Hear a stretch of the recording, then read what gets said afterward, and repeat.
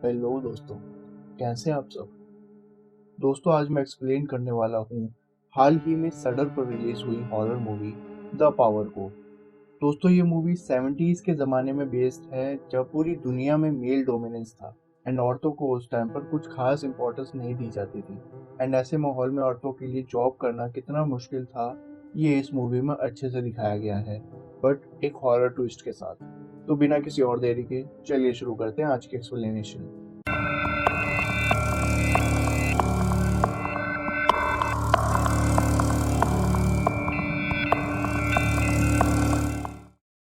तो मूवी के starting scene में हम वेल नाम की एक लड़की को देखते हैं जिसे बचपन से ही नाइक्टोफोबिया नाम की एक बीमारी थी।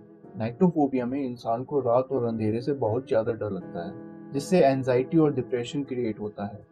एंड जनरली अंधेरे का डर बचपन में ही होता है, पर इस बीमारी में ये डर अपनी एक्सट्रीम सिचुएशन में होता है जो उम्र के साथ और ज्यादा बढ़ता है।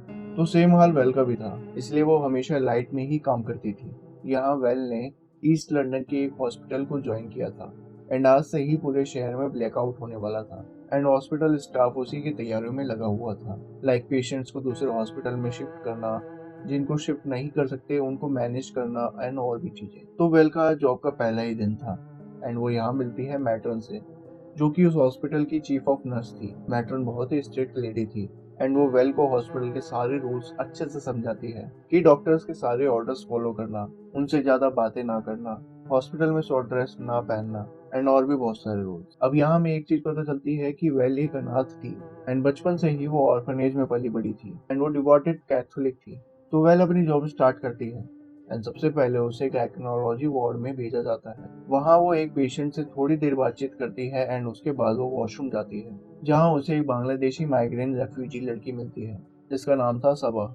वेल उसे नीचे फर्स्ट फ्लोर पर डॉक्टर फ्रैंकलिन के पास लेकर जाती है एंड सबा इन्हीं की पेशेंट्स थी। दरअसल सबा को लीवर से रिलेटेड कोई बीमारी थी। यहाँ फ्रैंकलिन सबा से परेशान था क्योंकि सबा उनकी बात नहीं मानती थी एंड अपनी मेडिसिन भी टाइम पर नहीं लेती थी। पर वेल सबा से दोस्ती कर लेती है और उसे मेडिसिन खिला देती है एंड वो डॉक्टर फ्रैंकलिन के साथ भी घुल मिल जाती है एंड ये सब करते हुए मैटर्न उसे देख लेती है एंड फ्रैंकलिन उनसे वेल को उसी फ्लोर पर अपॉइंट करने को कहता है। मैटर्न डॉक्टर की बात मानकर वेल को वहीं अपॉइंट तो कर देती है, पर वो वेल से नाराज भी थी एंड इसलिए वो वेल को सबक सिखाने के लिए उसको नाइट शिफ्ट में डाल देती है। एंड वेल की नई नई जॉब थी तो वो अपनी नेक्टोफोबिया बीमारी के बारे में मैटर्न को नहीं बताती और नाइट शिफ्ट में काम करने के लिए राजी हो जाती है। तो जैसा कि मैंने पहले बताया कि हॉस्पिटल के सारे पेशेंट्स को शिफ्ट किया जा रहा था एंड सिर्फ आईसीयू वाले पेशेंट्स ही हॉस्पिटल में रहने वाले थे। तो वेल को उसी आईसीयू वार्ड में अपॉइंट किया जाता है। वेल को नाइट शिफ्ट वाली पनिशमेंट के साथ साथ हॉस्पिटल की क्लीनिंग करने की भी पनिशमेंट दी गई थी। तो वो ऐसे ही एक वार्ड में सफाई कर रही होती है जहाँ उसे एक वार्ड ओपनिंग दिखती है जिसमें बहुत ज्यादा ब्लैक माउंट लगा हुआ था एंड उसमें से बड़ी गंदी बदबू भी आ रही थी। वेल इसे क्लीन कर रही होती है कि तभी उस वार्ड के स्टोर रूम का दरवाजा अपने आप ओपन हो जाता है एंड उसमें से कुछ आवाज आने लगती है। पर वेल जैसे ही उसे चेक करने स्टोर रूम में जाती है तभी अचानक से कोई अननोन एंटिटी उसे रूम से बाहर ढकेल देती है। सीन चेंज होता है नाइट में, जहाँ वेल अपने लाइट का इंतजाम कर रही होती है कि तभी टाइम से पहले ही ब्लैकआउट हो जाता है जिससे सब जगह अंधेरा हो जाता है। एंड वैसे तो वेल को थर्ड फ्लोर पर जाना था, पर अंधेरे की वजह से वो रास्ता भटक कर फर्स्ट फ्लोर पर आ जाती है, जहाँ उसे दो और नर्सेस मिलती हैं जो उसी की तरह नाइट शिफ्ट कर रही थी, जिनका नाम था टॉरी एंड कंफर्ट। तो कंफर्ट वेल को थर्ड फ्लोर पर लेकर जाती है जहाँ एक और सीनियर नर्स उसे मिलती है जिसका नाम था बाब्स। यहाँ बाब्स वेल को पहचान लेती है क्योंकि वो दोनों ही सेम ऑर्फनेज से थे एंड एक दूसरे को अच्छे से जानते थे। वैसे तो पूरे हॉस्पिटल में लाइट नहीं थी, पर आईसीयू पेशेंट्स के लिए वहाँ जनरेटर चल रहे थे, पर अचानक से वो जनरेटर बंद हो जाते हैं जिससे पूरे वार्ड में अंधेरा हो जाता है। बॉब्स वेल की लालटेन लेकर नीचे जनरेटर चेक करने जाती है। अब यहाँ वेल अंधेरे में अकेली रह जाती है तो वो एक कैंडल जला लेती है जिससे वो बेटर फील करती है। वेल वार्ड में बैठकर बुक्स पढ़ रही होती है कि तभी उसे मिरर में किसी की परछाई दिखती है जिससे वो डर जाती है, पर असल में वहाँ कोई नहीं होता।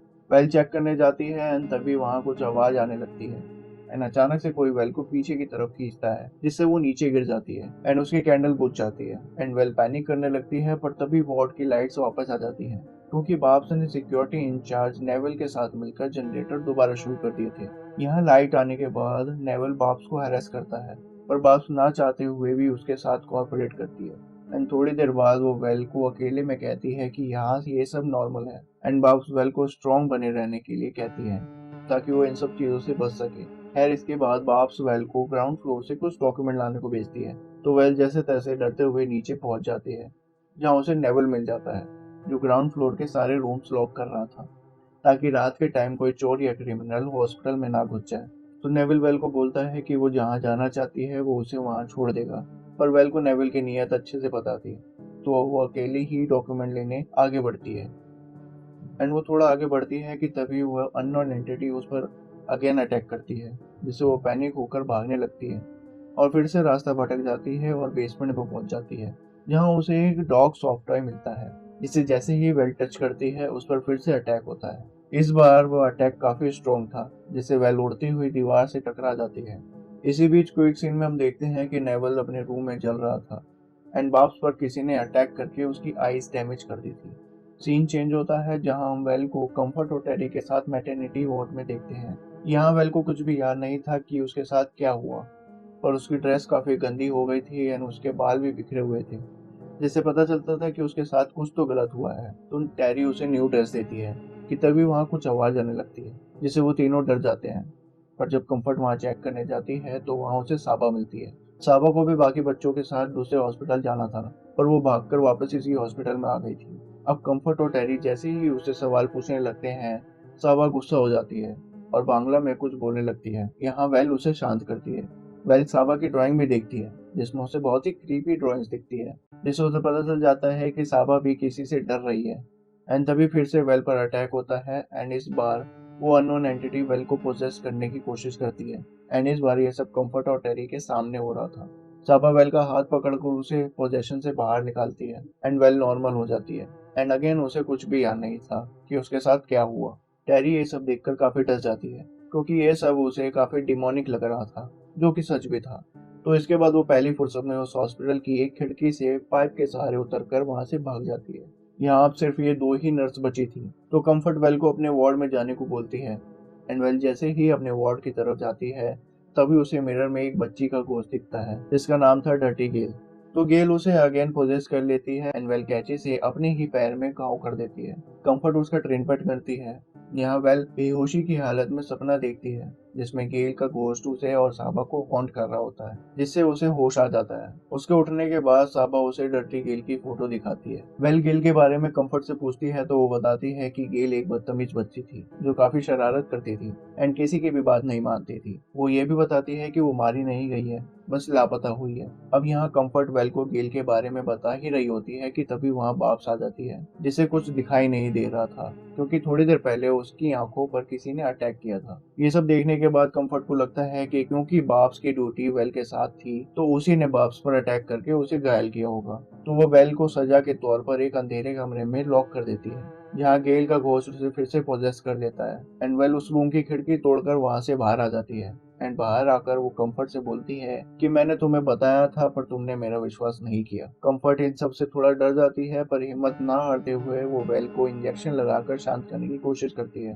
पर वेल वो इंजेक्शन उल्टा कंफर्ट को लगा देती है। एंड इसके बाद वो बाब्स के पीछे जाती है एंड कंफर्ट जैसे तैसे उससे बचकर साबा को लेकर उसी विंडो से भागने की कोशिश करती है, पर उसका पैर फिसल जाता है और वो सीधा नीचे गिर जाती है। यहाँ गेल का घोस्ट बाब्स को हॉन्ट करने लगता है, क्योंकि बाब्स को सब कुछ पता था, पर उसने फिर भी कुछ नहीं किया। बाब्स उसे माफी मांगकर सबको उसके बारे में बताने का वादा करती है, पर गेल उसकी बातों पर विश्वास नहीं करती है और उसे मार देती है। थोड़ी देर बाद जब वेल पोजेशन से बाहर आती है, तो इस बार उसके साथ क्या क्या हुआ था उसे सब याद था। तो वेल साबा को कहीं छुपने को बोलकर उसे दूर भागने लगती है, जहाँ रास्ते में उसे बाब्स और नेवल की डेड बॉडीज दिखती है। एंड हमें ये भी पता चलता है कि नेवल को वेल ने ही मारा था जब वो पोजेशन में थी। यहाँ वेल फिर से पोजेस्ड होती है एंड इस बार उसे कुछ विजन दिखाई देते हैं, जहाँ हमें पता चलता है मूवी के बेस के बारे में। दरअसल किसी ने गेल को बेसमेंट में ले जाकर उसके साथ जबरदस्ती करी थी एंड ये बात किसी को ना पता चले तो उसने गेल को भी वहीं जलाकर मार डाला था। एंड ये बात बाब्स अच्छे से जानती थी, पर फिर भी उसने किसी को कुछ नहीं बताया एंड इसलिए वेल ने उसे मार डाला था। खैर सीन चेंज होता है, जहाँ वेल एक बेड पर पड़ी थी एंड यहाँ साबा उससे मिलने आती है। उसके साथ एक न्यू ज्वाइनिंग डॉक्टर भी होता है, जो वेस्ट बंगाल से ही था, जो साबा की बातों को ट्रांसलेट कर वेल को सारी बातें बताता है। वो बताती है कि गेल बुरी नहीं है, बल्कि वो तो उसे प्रोटेक्ट कर रही थी। साबा वहाँ के डॉक्टर के बारे में भी बताती है, जिससे वो ट्रेनी डॉक्टर साबा पर ही गुस्सा करने लगता है एंड उसे वहाँ से ले जाता है। अगले दिन हॉस्पिटल के सीईओ, डिपार्टमेंट हेड और सीनियर डॉक्टर वेल को चेक करने वहाँ आते हैं। कंफर्ट अभी भी जिंदा थी एंड उसने डॉक्टर को सारी स्टोरी बता दी थी। वेल भी उन्हें बताती है कि गेल ने उसके जरिए अपना बदला लिया, पर डॉक्टर उसकी बात पर विश्वास नहीं करते एंड उसके साथ बचपन में हुए इंसिडेंट्स को इसके लिए जिम्मेदार बताते हैं। दरअसल बचपन में वेल के साथ उसके ऑर्फनेज के प्रिंसिपल ने जबरदस्ती की थी एंड यहाँ की नर्सेस और बाकी लोगों ने इसी बात को वही दबा दिया था, पर वेल अभी भी अपनी स्टोरी पर अड़ी हुई थी। तो इन सब के बाद डॉक्टर फ्रैंकलिन साबा को अपने साथ दूसरे हॉस्पिटल में ले जाने की बात करता है।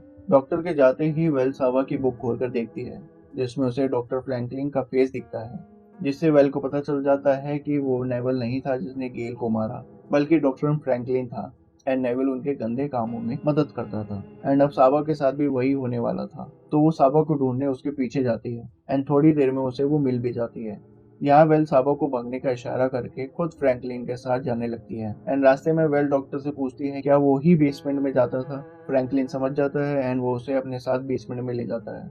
बेसमेंट में पहुंचते ही वेल वहाँ की सारी लाइट्स ऑफ करके गेल को बुलाने लगती है, पर फ्रैंकलिन उसे बताता है कि यहाँ पावर उसके पास है, यानी मर्दों के पास, एंड वो जो चाहे वो कर सकते हैं। एंड वो ये सब भाषण दे ही रहा होता है कि तभी वहाँ साबा आ जाती है, जिस पर फ्रैंकलिन उस पर गुस्सा करता है एंड इन सब के बीच गेल वहाँ आ जाती है और वेल को प्रोसेस करके डॉक्टर फ्रैंकलिन को मार देती है। वेल साबो को लेकर वहाँ से भाग जाती है एंड थोड़ी देर बाद गेल हॉस्पिटल के सीईओ को कॉल पर बोलती है कि वो रियल में है एंड नेक्स्ट टाइम अगर किसी के साथ कुछ भी गलत हुआ तो वो उसे नहीं छोड़ेगी एंड इसी के साथ ये मूवी एंड हो जाती है। सो जैसा कि मैंने आपको मूवी के स्टार्टिंग में ही बताया था कि ये मूवी 70s के जमाने में बेस्ड थी, जहाँ पूरी तरह से मेल डोमिनेंस था एंड औरतों को उनके सामने कुछ भी नहीं समझा जाता था एंड ये चीज हमने इस पूरी मूवी में नोटिस करी, जहाँ हॉस्पिटल के डॉक्टर्स नर्स और फीमेल पेशेंट्स के साथ जबरदस्ती करते थे एंड कोई भी इसके खिलाफ कुछ भी नहीं कर पा रहा था। पर गेल ने अपना सेक्रीफाइस करके इस सिचुएशन से लड़ने की कोशिश की एंड जैसे कि मूवी के लास्ट सीन में हमने देखा एंड गेल ने डिसाइड कर लिया था कि अब से किसी भी फीमेल को कोई भी कुछ गलत नहीं कर पाएगा। तो दोस्तों ये थी द पावर मूवी की हिंदी एक्सप्लेनेशन। आई होप आपको ये मूवी अच्छे से समझ आई होगी। एंड हाँ, इससे पहले मैंने स्टेक लैंड मूवी के 2 पार्ट्स की भी एक्सप्लेनेशन करी थी, जिसका लिंक आपको नीचे डिस्क्रिप्शन में और ऊपर आई बटन पर मिल जाएगा। ये भी एक अंडररेटेड पर क्वालिटी मूवी थी, जिसे आप एक बार जरूर देखना चाहोगे। साथ ही साथ अगर आपको इस मूवी की एक्सप्लेनेशन अच्छी लगी तो इस वीडियो को लाइक जरूर करें और हाँ, हमारे चैनल घोस्टिंग ओवरलोड को सब्सक्राइब करना ना भूलें। मैं लेता हूँ आपसे अलविदा। मिलते हैं अगली बहुत ही इंटरेस्टिंग मूवी की एक्सप्लेनेशन के साथ।